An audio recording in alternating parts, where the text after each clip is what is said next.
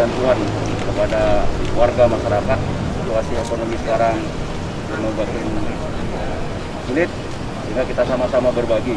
450 bingkisan yang kita karena ini saya himbau kepada masyarakat, jujur mereka berasal dari mana. Kalau di lingkup Aceh sendiri kita bisa melakukan penebalan supaya orang-orang tidak mudik. Kalau dari Sumatera Utara bisa kita kembalikan. Kemudian kalau dari Banda Aceh sendiri tetap kita lakukan pengawasan pintu-pintu masuk, baik lewat darat maupun darat.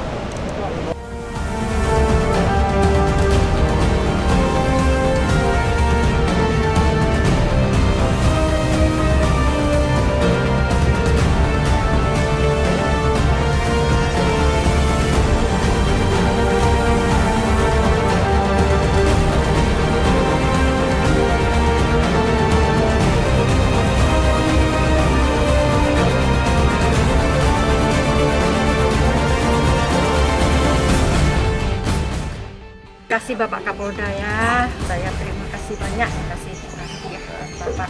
Terima kasih Bapak TNI dan polisi. Terima kasih Bapak tentara dan polisi.